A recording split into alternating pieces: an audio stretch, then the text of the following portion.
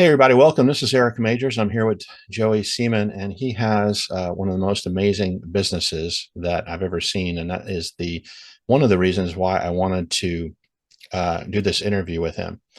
And the name of his business is called NovaEcho, and this is going to solve a lot of problems for a lot of people. But I was just really impressed with it and amazed, but even more so because Joey is so young, and that's one of the reasons why I was really intrigued by his product presentation and the way he handled himself. And I met Joey at the fund launch in Orlando in April of 2024. And so I just want to get into this interview with him. And first, we're just going to ask a few questions. I want to ask a few questions about your product, because I think when people see this product and then we start talking about, how old you are as an entrepreneur, they're going to see why I wanted to interview you. So can you tell me a little bit about what inspired the idea for Novo Echo, and Yeah, how long did you transition the concept to execution? yeah, absolutely. So early last year, I was getting into text-based chatbots with one of my partners, Mhm. and we were doing that in order to add it onto a marketing agency that we were building at the time in order to follow up with clients that we get through Facebook lead forms and other sources. And when doing that, I was doing a lot of market research about other text-based AI companies, how we could leverage what they're doing, etc. And I found a different company that was doing voice AI. And this was very, very early on. It was when this first came into existence, a very new industry in general. So So I give me an contacted idea them. of that. Is that like how many years ago was that, or how many months ago was that? It was mid last year, mid Okay. 2023. Yeah, Okay. fairly recently. So I reached out to that company and I was trying to market for them because I wanted to see what they were doing. I wanted to get involved with this new technology. But then pretty quickly, I realized that text-based chatbots were going to go, they were going to be out of style because of voice AI. So I actually just shut that down before we really got any revenue or anything. And I went full on into this company and I was working with them for about 5 or 6 months and I was learning everything I could about voice AI technology. I was learning everything. I was learning how they were doing their operations. I was learning support. I was learning how they were doing their sales, their marketing, every little thing. And I love the idea. I fell in love with conversational voice AI, which real quick, that's AI that sounds just like a human and it makes outbound sales calls and takes inbound customer service calls for companies to help with sales and customer service in general, because it's usually very expensive or it's cheap overseas and not very high quality. So we kind of have one that's inexpensive but also high quality, and So that's where it's powerful. So let me ask uh, you a little bit about that quality go difference. I ahead. mean, what is the difference in quality? I mean, why, if there's already existing businesses out there, what sets you guys apart? Yeah, absolutely. So when compared to overseas Mhm. people, those people are usually very hard to understand when you're on the phone, and they usually take a long time. They usually have to talk to their managers in order to fix a lot of the problems that you have because Mhm. they just don't know how to fix. They weren't trained correctly, and if they were trained correctly, it usually costs a lot of money to train them. It usually costs five figures for a company to successfully train somebody so they can answer basic questions, and most questions still have to get, or I should say most big questions still have to get moved up to the managers. So there's a lot of little reasons that I could go over about why it's higher quality when you have an AI that has a huge knowledge base of every single question answer that has ever been asked, Mhm. because then much less things have to get extended to managers above, which can just be people. And you don't have to worry about training the AI every single time because you don't have to scale it. You only train it one time and it can do as many calls as you possibly need. Right. And so just so that we're clear for the people who are maybe don't quite get why this is so interesting, is that when people are talking with someone, whether they call a number that you ask them to call or the system calls somebody, they're not talking with a live person. They're talking with an AI agent, right? A Yep. computer agent, and it sounds really real. Now I get these calls sometimes from telemarketing companies, and I always know when it's going to be one of those, even though I have all these filters Yeah. on my phone to filter them out, because it makes that noise like whoop or something like that right Yeah, before they get exactly. on. I just immediately hang up when I hear that. So and then or also I'll just get this guy that just has this obviously recorded voice, like, "Hey, how are you doing today?" It's like, Exactly. and it just drives me crazy. So have you worked out those issues people really can't tell. Really, you think that they're talking to an AI? Yeah, absolutely. So we have over 125 different voices, Uh-huh. and we can choose any of those. We can customize the voices, and we have the AI have a real conversation with the people using those voices. So it's not like a robot where it's just one voice. It sounds like a robot. It's like, hello, we've got you a, whatever, something like that. That's annoying. Everyone hates them, and they don't work anymore. They used to work a long time ago. I don't know why people still do it, but this is completely different because it doesn't sound like a robot. It sounds like a real human, and it has real back and forth conversations with very little latency. So it's just like how we're talking now. And you can ask it about anything because it's connected to the internet. Okay.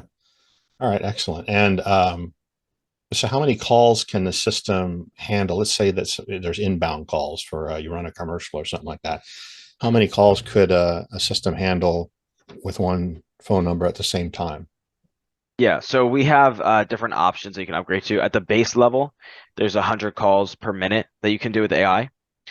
It goes all the way up to hundreds of thousands an hour. Hmm. So you can pretty much, and that's just with one account. And if you, by any chance, needed to do more than a couple million calls a day, you could with multiple accounts, although that's kind of insane already. But just to take it back to what I was talking about before, real quick. After I was with that company for a while and I learned everything, I fell in love with the idea. I kept loving it more and more and more, but I didn't like their execution at all. Mhm. So I left that company and I started my own late last year, and it's bloomed into something that's much better, and I love it. And I learned so much from seeing their mistakes, and then I was able to improve on those with this new company. And then as for the quality that we were discussing, these sound like whatever. Let me put it this way. You can have any accent you want and any language you want. So whoever you're calling, it can sound just like them. And when you're on the phone with somebody who sounds like you end up liking them a lot more. And Mhm. especially if they answer you immediately and you don't have to wait on the phone for a half hour before talking to them with that annoying music. Mhm. So is it actually set up to dynamically hear the person when they say hello and somehow Yeah. adjust its voice so that, wow, I mean, that's super impressive right there. And then like, could you record an AI version of your own voice or my voice and use that as the person talking? Yep. Yeah. So we can clone voices as well. Okay. Okay. So, okay. So now that we have an idea of what the product does, well, why don't we just do that? Do you have a demo lined up that you can show us? Let's do that first. Yep. Let me pull it up for you real quick. Hey, is this Natalia Pavon? Yes, this is Natalia. How can I help you? Hey, Natalia, it's Destiny from the Benitez Team Brokerage. The reason for my call is that you recently filled out a Facebook form about buying a home. Do you have a moment to talk? Yeah, I have a few minutes. Go. Fantastic, Natalia. To tailor our assistance to your needs, I'd like to ask a couple of questions. First off, in which city are you looking to buy the property? I'm looking to buy a property in Miami, Florida. Got it, thanks. My next question is, will you be buying this property individually or with your spouse? Oh yeah, it would be with my spouse. Yes, both of us would be in the loan. Yes. Great, thanks for sharing that. Understanding your preferences helps us serve you better. Could you tell me more about the type of home you're interested in, including your budget and any other must-haves? Yeah, I mean, we're looking for a two-story home, and if it has basement, even better. And the range could be between 400,000 to 500,000. Thanks for sharing that. Based on what you're looking for, we can offer you loan approval with either an IN tax ID or Social Security qualification with just bank statements without needing a tax return. Programs with $0 down payment, the best interest rates in the market, and a possibility to own your property in 14 days or less. We can also show you how to pay off your mortgage in less than 10 years. How does that sound, Natalia?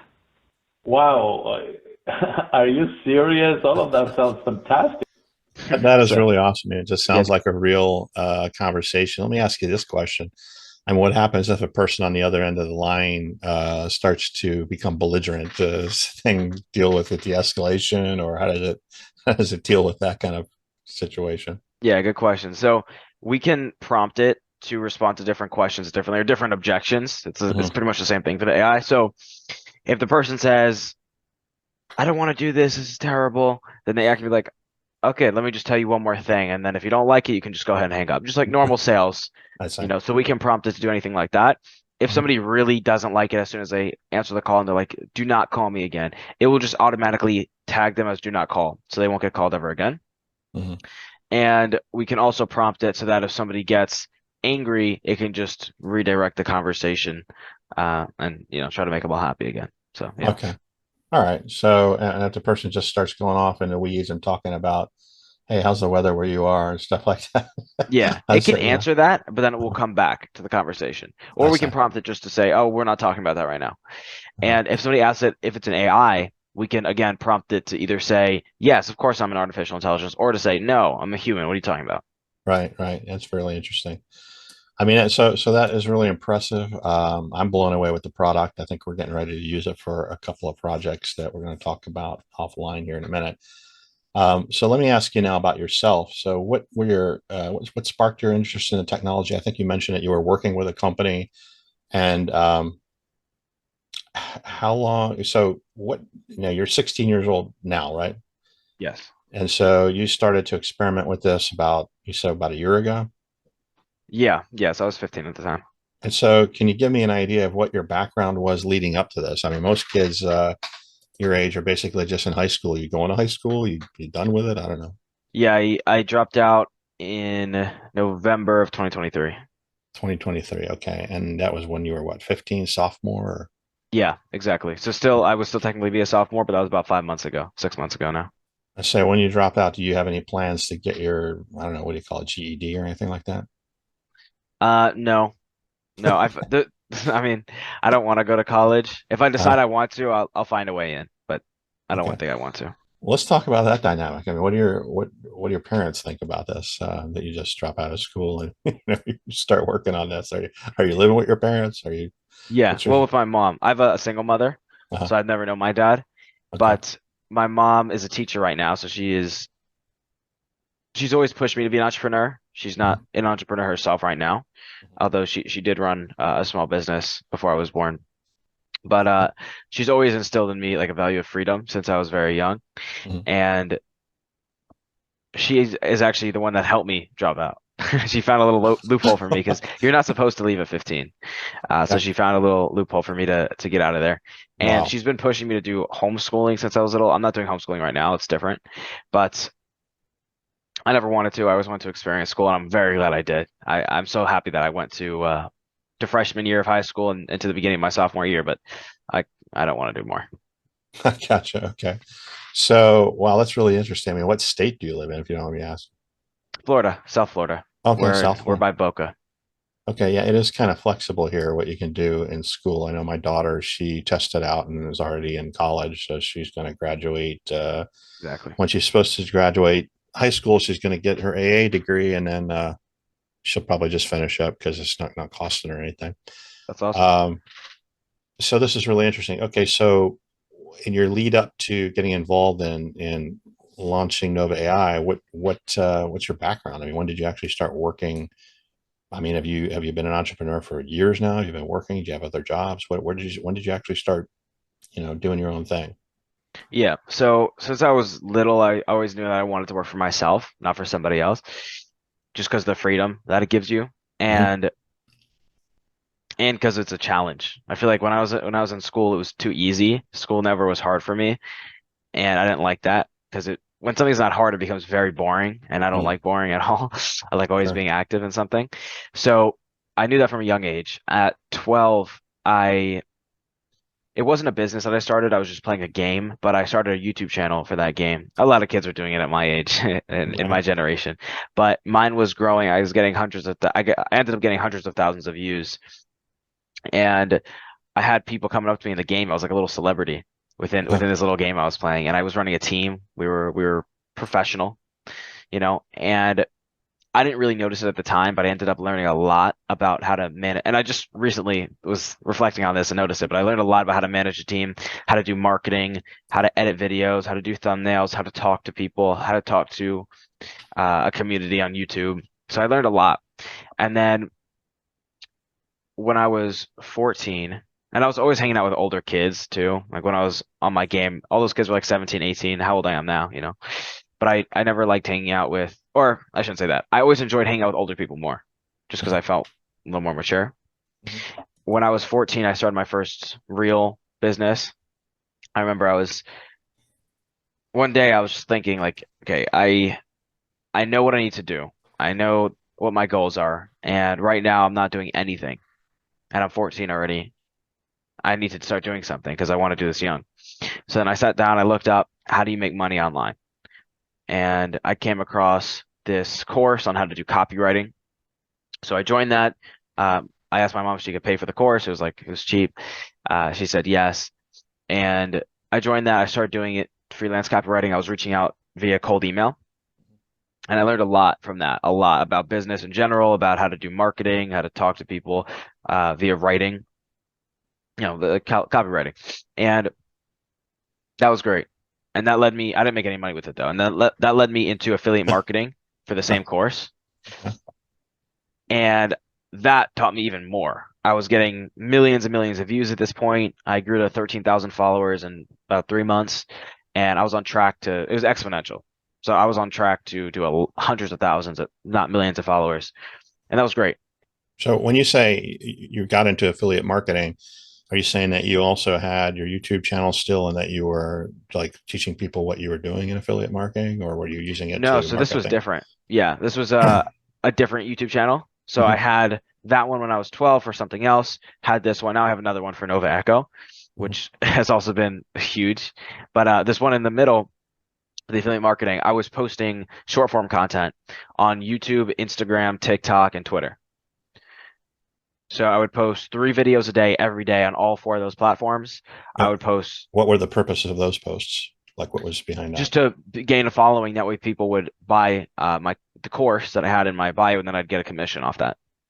Okay, so tell me, let's go into that just a little bit here. So you were selling a course online? Yeah, I was selling somebody else's course. So I was Okay. affiliating for Okay. them. Yeah. And what was the course about? It was about how to make money online. Okay. Okay. Yeah. And so when you tried to launch a business like that and you said, okay, well, I'm going to start putting out some social media, what were the first things that you would seed your YouTube channel, for example, with? I mean, what would you put out there to start garnering interest from people? Yeah. So I only did short form for this one. Mhm. And I did the exact same type of content mostly from the beginning to the end of it because when you're doing short form, as long as you keep your quality of the videos high, it's really just about volume and it Mm. just takes time. Like it takes time, except on TikTok. TikTok, you can post a video. I posted a video once, I got 60K in a day. That was my first Wow. video on that channel. Wow. But on other platforms, And to what do you attribute that? Was it just so interesting, or I mean, did people know who you were? I mean, how do you get 60K on one? no one knew who I was, but there's an algorithm to it. And once you can understand how to create a video for the algorithm to like it, it's not very hard to go viral anymore. Like by the end of my short form content, I was really good at Instagram. That was my main thing. Mhm. So by the end, I kind of wasn't even focusing on the other 3 too much Mhm. because I had been posting a bunch of tweets on Twitter every day. I was posting stories on Instagram also. I was also doing community posts on YouTube. So I was everywhere. But when I was doing, it was a full-time thing, at that time I had school. Sure. Yeah. So, and I was going to the gym. I was trying to get into the gym also. So I would come home, probably be around 4. Yeah, I get home around 4. Mhm. I would just sit down. I would just work and work maybe 3, 4 hours. Then I would go to the gym, Planet Fitness at that time. I'd work out for maybe 2 hours, come home, work till like 2, 3, 4 in the morning, and then go to sleep. Wake up at like 6 or 7 and go to school again. So you're only getting about 3 or 4 hours sleep a night? Yeah, I remember there was one week where I was getting like 2 hours a night for the whole week, and I had testing that week. It was all my big test, my midterms, Yeah. and I had like my biggest one with 1 hour of sleep. But I passed it. I passed it with no Man. no studying because it's easy for So me. look, I I've mean, done, yeah, I've done a lot of crazy things in my life. I've experimented with sleep, and now I'm 54 years old, and my sleep experiments are pretty much like how long can I get to sleep? Because it's really hard to get to sleep. yeah, But when I was younger, I found that I could get by with maybe 3 to 4 hours sleep a night and still be functional. But to do that for a sustained period of time, more than a year, I don't know. It just I kind of it was rough for me. And I think what's interesting too is that I have a channel. I do one of the things I do is a toptraders.pro, where I sell courses on that literally teach people how to actually make money instead of just these courses you buy and people don't know what they're doing, or they just leave all these open windows where you can't make any money. But um, my big thing is trading, but when I go to make these videos, man, the amount of time it takes just to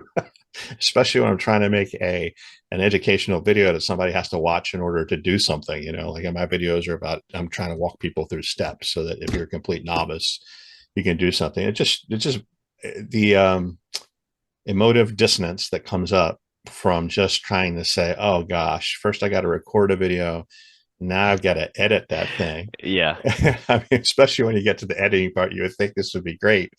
But I actually spent so much time when I was building that course, and my course wasn't, content wise, it's concise and to the point. I'm very proud of it.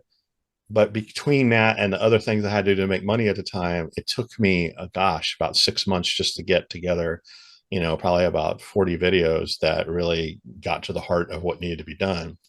And I spent so much time during that sitting in a chair that I actually got blood clots in my legs and I had to go Wow. to the hospital because between the programming, the trading, and then the video editing, I'd never sat still for so long in my life. Yeah, I exactly. was thinking, man, I need to get like something in my bed so I can lay down and just do this. And I'm a software engineer, so that's saying a lot to say that I was sitting still that long. Yeah. So tell me a little bit about that. When you edit your videos now, I guess, when you're trying to make content like that to promote something, I mean, you basically said, look, it takes these hours and these hours. So most of that was probably caught up in making these videos, I presume, right? Yeah. So I have the strategy pretty down. I mean, I haven't. So basically, when I was doing that, I would take 1 to 3 hours to edit a video, and Uh-huh. these were like 30 to 60-second videos. These Right. weren't. Yeah. So I was putting a lot of time in, and I was getting little sleep. It wasn't good. I mean, especially at my age, I need sleep. Now I'm getting sleep because now I don't have school. I'm making sure that I get sleep. When I do get sleep, my work's always better too. But I remember at that point, every night at like 2 in the morning, I'd be working and I'd pass out while working, just like pass out because of sleep deprivation. And I'd come back like 15 minutes later and I'd work and it would just go like over and over and I would never get a good night's sleep.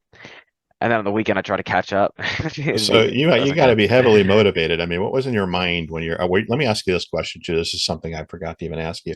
When you were doing the 12-year-old thing and you're putting your videos out regarding the gaming and all that, were you actually making money off of YouTube at that point?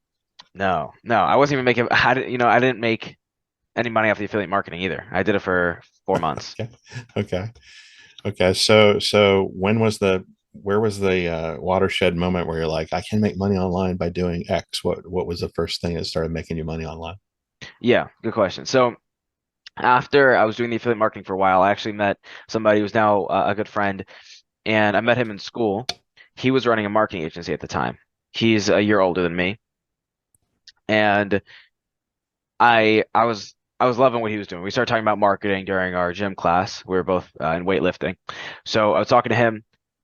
I remember we were talking. Everyone around us was standing there like, "What? What's going on?" Because we were just talking about marketing stuff. I Mhm. guess most people didn't understand, and that felt good because I never met somebody who was actually doing something like that. I've seen people online, but also at that time there weren't as many gurus and stuff that there is now. So you didn't see it as much. Hmm. It was only a year ago, but it's a big difference. A lot have Sure. popped up.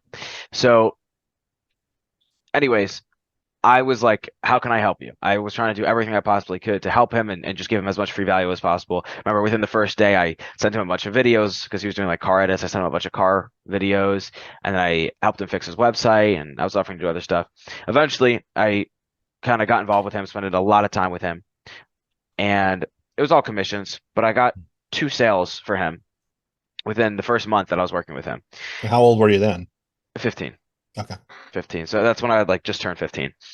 I got 2 sales in the first month of working with him just from talking to people and online, go to networking events. And that felt great. That was my first taste of money. It was like a couple $100 a sale, but it felt great because it was the first time I remember I have a video. I made my first 250 and I was like freaking out. It felt so good. And then I moved to text-based chatbots and then I moved into that other company. With that company, that's when I first really made money, like real money. Hmm. And then I made enough to bootstrap this company and build it up to where it is now. And it's doing great. Okay, so you're roughly 16 years old. You started this company within the last year, I presume. Yeah. Okay, and so I mean, I go out, I go get bank accounts. I got a dozen different businesses. What kind of challenges do you run to? I mean, can you even get a bank account for your corporations in your name, or do you have to work with your mom? Or, Yeah, so my LLC, you can get LLCs and yeah. you can get LLCs your name in Florida. So I got an LLC and I have like a bank account within Zen Business, which is what I use to get the LLC. It's not a real bank. I don't really know what it is, but Mhm. it stores money. I Right. don't really know what it is. But I have all my money in there for the LLC. Mhm. But we're getting a Delaware C Corp because we're raising now. So with that, we need a real bank account, obviously. You can't raise with like a Zen Business account. So I have a CFO Mhm. and she's helping me a lot with getting that set up. It's hard. We have to Sure. call Bank of America and kind of convince them to to let us get an account because no one wants to give me an account. Wow. But yeah. Yeah, I mean there's some challenges, but there's always a way. There's always a way around it. Yeah, it's just those little practical things like that that can just bugger up the whole day. I mean, I spend so much time Yeah. just trying to debug stupid bureaucratical stuff, and we live in a society that just seems to be so hell bent on what I call delaying the evolution of the teenagers. You know, I mean, I know that most Yes. kids, from my experience, no matter what their education level is, you know, being a dad and 54 years old, I remember when I was a kid, right around 11 or 12, they really start thinking about, boy, I wish I could get a job, you know, whatever that is, whether it's working at this grocery store. And of course, all those jobs are taken and they're too young or whatever. But in our country, I think it's really sad because they almost discourage it. You know, the laws are just set up in such a way, and people are so put off by the idea of hiring kids to do anything that I think it just delays their development. You know, and it delays the opportunity that they have. Whereas if they could just take that motivation when they're really young and get a job, you know, of some sort, then that would be an incentive for them to be pro-social in their life and have a good experience of life. So with you, I imagine it's the same thing. You got to really kind of just cut through a lot of bureaucracy just to get going, even though you got some things that are already working. So going back to the business that you have now, how many clients do you have so far? Right now we have around 110 people using the platform. So we're still Okay. fairly early stage, Mhm. but we're growing quick and we're planning on having it be very exponential, of course. And yeah, like to what you were saying, America discourages people from 0 to 18 from doing any work and discourages anyone over 65 from doing any work. And that's terrible because when you're young, that's when you can absorb and learn the most information Mhm. ever in your life. And going to school and just being fed information and not being taught why it actually has value doesn't help anybody. It only helps when you can actually see it in practical use, and you do that by working.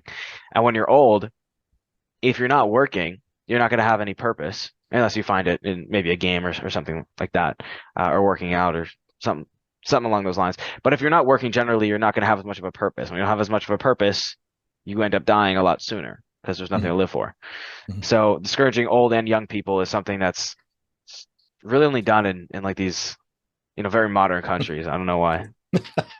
Yeah, I think, and then it really is true that idle mind is a devil's workshop. I mean, people who are just sitting around trying to figure out what they can do, 9 times out of 10, they're going to gravitate towards something that's going to get them into trouble, or they're just not going to be as healthy, even physically. Has been my Exactly. experience. So I really, even with my daughter, just try to, even as the mundane experiences of dating and things like that, I try to get them to experience that earlier on. Of course, we chaperone them, and so then it's a Right. whole different experience. But it's like, hey, let's get some of this stuff out of the way because it's just going to be life experience that you're going to have to get to later anyway, and might as well do it in a more friendly, controlled environment than what exists out there. That's great.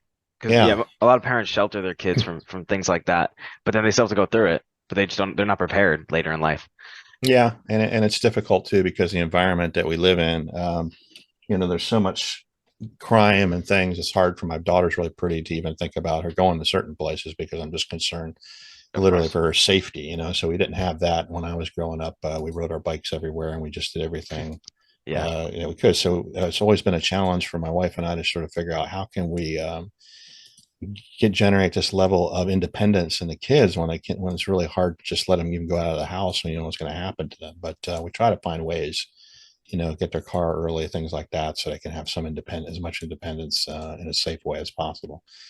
So, what are your personal plans? Where do you see yourself in, I don't know, 10 years? It's a good question. In 10 years,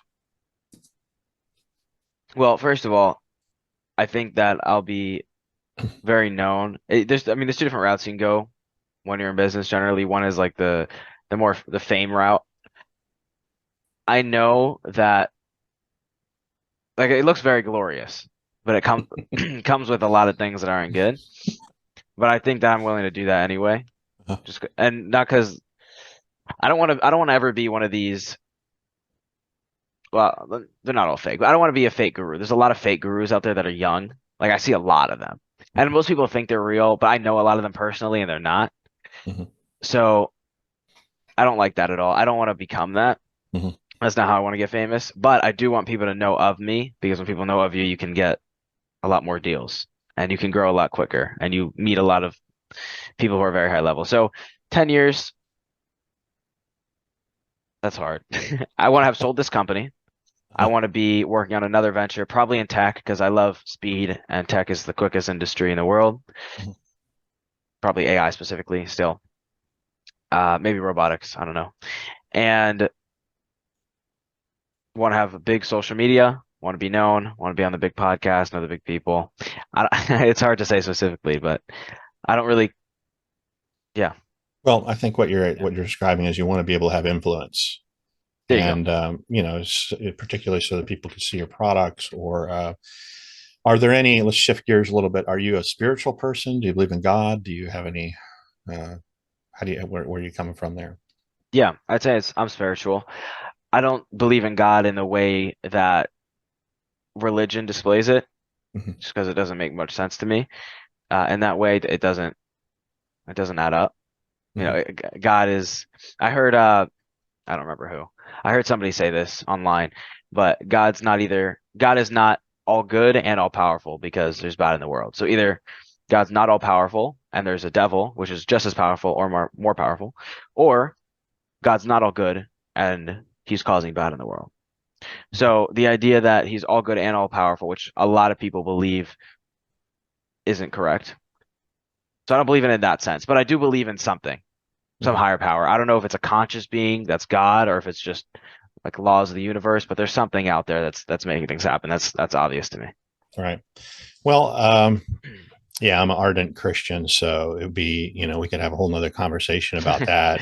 Yeah. I'm actually putting together a course for young people on why to believe, because there's a lot of, when you ascribe to a faith. I've been around for a long time, and I'll just put it in a nutshell because this isn't really the topic of our conversation and for this interview. But from my experience, and I've studied most of the world religions and everything, I think that there is a necessity for people to engage with some kind of doctrine of morality. And the reason is because if you're left to your own limited thinking and feeling, I mean, human beings can easily be deceived, and they can be their feelings. They often mistake them for who they are, and then therefore that leads them down a lot of different rabbit holes. It doesn't lead to any fulfillment.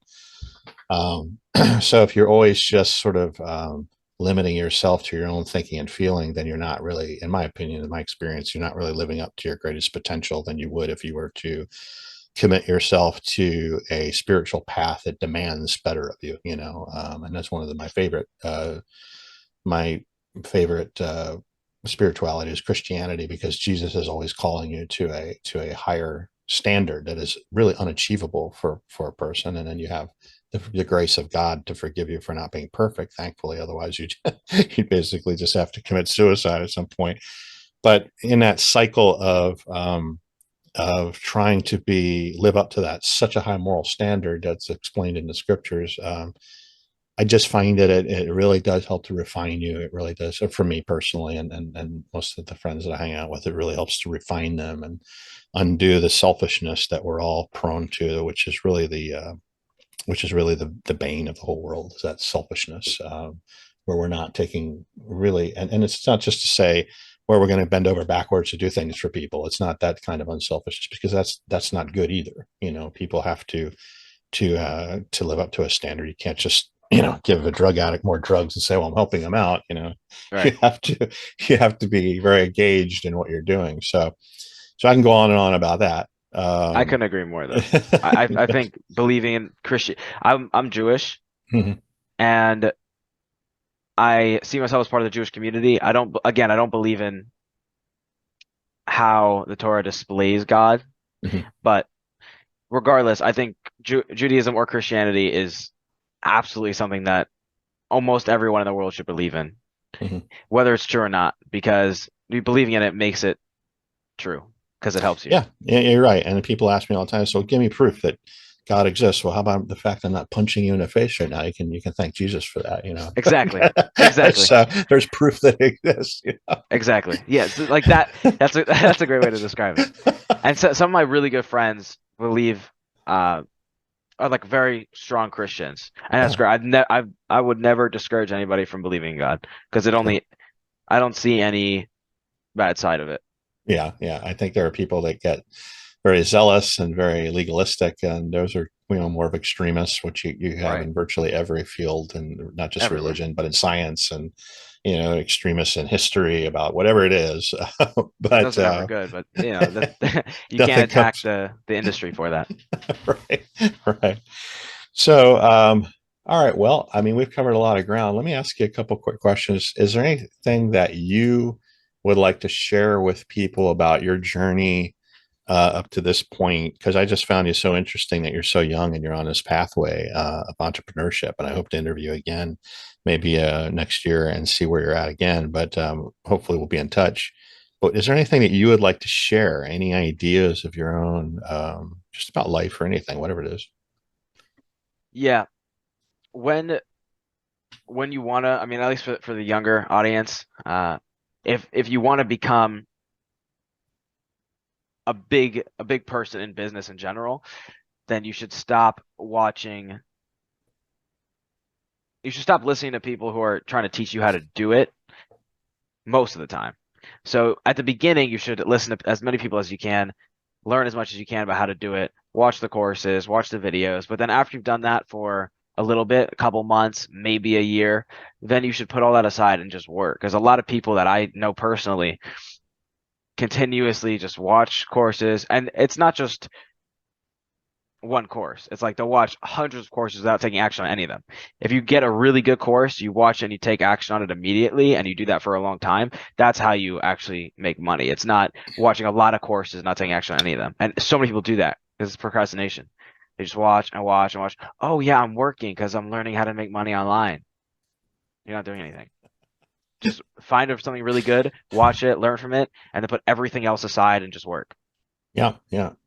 I think too, the way I always tell people, because I've had some success in businesses, and I'd say, well, the people that are most successful that I've, from my experience, are people who are willing to do the hard work that no one else is willing to do. For Absolutely. whatever reason, they're either not willing to do it because they're too tired and don't want to, or they're not willing to do it because they have to. There's a learning curve that they have to go through, or they're not. I've had so many businesses that I've owned where I was the guy there sweeping the floor at night, and everybody else left because we couldn't afford a janitor. So somehow things have to get done, and if you're the business owner, you're left that falls into your court if you don't have other people that are going to do it with you. So yeah, just like you're saying too, and I'm always bombarded with books I get at seminars, about great thinking and all this sort of stuff. But there's only so many hours in the day. I'd love to read them all, but like you, I have to actually get down and dirty and get into the thick of the business. Otherwise, I'm just kind of off in a philosophical bubble, just thinking about Exactly. how all these things work, and not that it's bad stuff. Sometimes you got to actually stop and reprogram yourself, because you could get into a rut in your mind and just some stinky thinking or whatever. And then you got to bust yourself out of it. Right. So yeah, I really appreciate what you're saying on that. It's like, there's so many, I get bombarded with so much material, especially in It's too much. it is in investment community, and I can see why. Sometimes, like, I have this course, right, and it shocks me sometimes when people don't buy it. I'm like literally showing them how to make 10 or 20% a month, and And they're like, well, I'm just so busy and losing money over here. It's just like, I mean, this is a real thing. Like, I will give you your money back if it doesn't work, you know. But I get it. It's like the deal fatigue, the offer fatigue. You know, they've got Yeah, so many offers that they're being hit with that they can't, you can't really gauge which one is the most important ones to even look at. right. It's hard. And I would say just choose one and go all into that. I just looked up the Bruce Lee quote. I fear not the man who has practiced 10,000 kicks once, but I fear the man who has practiced one kick 10,000 times. So if you watch one course 10,000 times and you work on it every single day, that's going to get you much further than watching 10,000 courses one time and doing nothing. Yeah, that's I love that. I love that. One other thing I want to share with you. It's kind of funny. I've just been learning this one recently. Is like, well, maybe the problem is me. Maybe I'm not calling these people back and just really talking them into it because maybe they just don't know what they're missing. You know? So when Right. I take the time out to actually call someone and say, hey, why didn't you buy that course, man? I mean, like, I'm making all this money. I'm just trying to help you out. And then I find that, oh, well, I'll actually go ahead and buy it if I spend the time to talk to him instead of just Exactly. with that. I think that's really funny. But then that's a lot of work, right? You know, so I'm not just trying to sell courses. Really, I'm doing the trading. But it is interesting. It's like, well, maybe it's my problem. Maybe I haven't really just talked to this person, you know, and said, "What's up, man?" And just Exactly. expect them to do something when they're bombarded with so many things. Yeah, that information overload is just a huge thing. I bring all these books back from these seminars. I don't even know what to do with them. I would just sell them or something. But and they're probably great books, you know, but you just can't read them all. So it's hard enough just to get the spiritual time in to read the scriptures or something which are really important to me to just kind of have them committed to my memory. So do you have any pets? No, no, it's just me and my mom. Yeah, because pets can chew up a lot of time, I'm sure. Yeah. My grandparents have a cat though. It's uh cute. A kitten. and do you have a relationship? I mean, are you involved with a young lady or? Uh, a couple. Yeah. Okay, that's an interesting answer. I'll just leave that alone in case somebody out there is watching that you don't want to know. But Yeah, no, it's only one. okay, okay, Yeah. good. So yeah, because that's the next It's big time suck, right? The minute you get married, like not trying to say anything negative about it, but boy, you know, all of a sudden you got a whole extra person that you've got to. yeah, I mean I've been in relationships before, but right now I'd prefer to stay more open because people my age generally aren't as mature as I would like them to be to spend that much time around them. So, and I can't date people who are, 30 or whatever. It's weird. So, Right. Yeah. Well, I can tell you stories about that, but we'll just leave that to one side. yeah, we'll leave that for offline. Yeah, I mean, my daughter's going through a thing where, fortunately, she actually has a great boyfriend. The guy's like a super high level performer, and at her age, I was just shocked that goes to our church and everything. I'd adopt a kid myself. He's just amazing. That's But awesome. when I was young, I just remember I all my friends were older. I didn't have a lot of friends. Even the women I dated were older, and I just probably wish I didn't date so much. That was a big, really one of my big time sucks when I was a kid. Was just getting that was those relationships. But you're young enough where if you can avoid it and you can just focus, then you can build up your fortune, and then you can afford to have relationships in time and Yeah, things like that. So I had to learn that the hard way. You know, I was always trying to do both at the same time, and that's really hard for an entrepreneur, man. You know, it really exactly. is. It And really with is. with serious relationships, you have to make time for it You because got to, you right? have to. So, yeah. I mean, whenever I'm in a serious relationship, I th that person's in my mind more than I like them to be. Not because Mhm. they're bad, they're Yeah, amazing. right. If I'm in a relationship with them, they're amazing.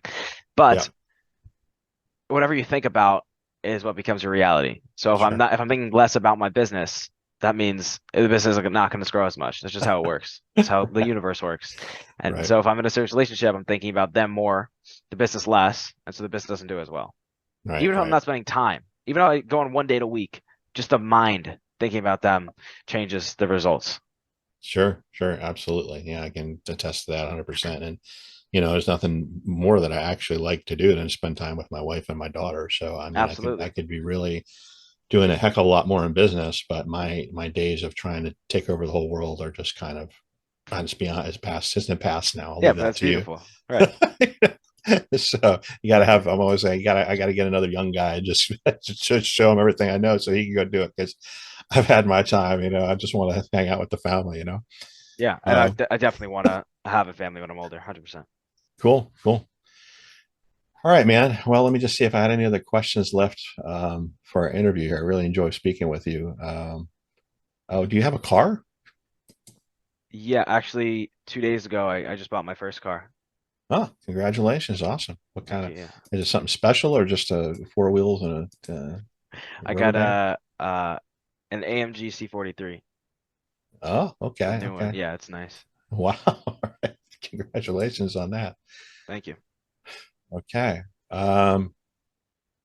All right. I don't really have, oh, any role models? Who do you have do you have any role models? Uh, I mean, I have a lot of people that I take some things from, but somebody that's like a role model where I want to take a lot. Mhm. There's one guy I know who I met about a year ago at the gym I go to actually. His name is Mark. He's a mentor of mine, a role model. He has a lot.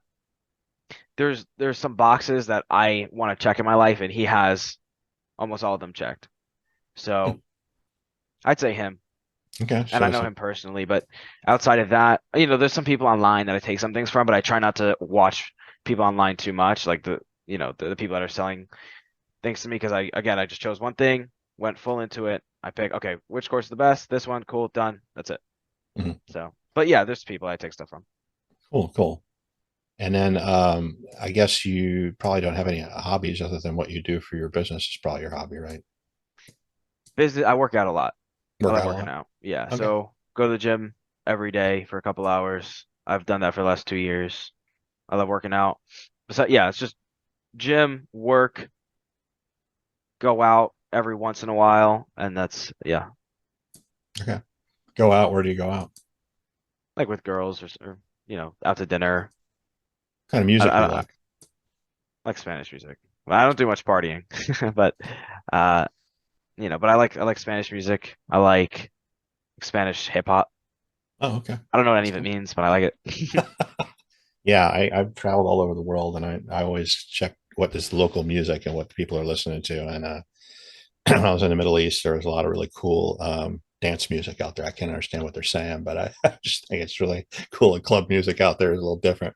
Yeah, Um, that's awesome. Yeah, and in Spanish music too. I mean, I like a lot of Spanish hip hop stuff and things like that. They just have their own style.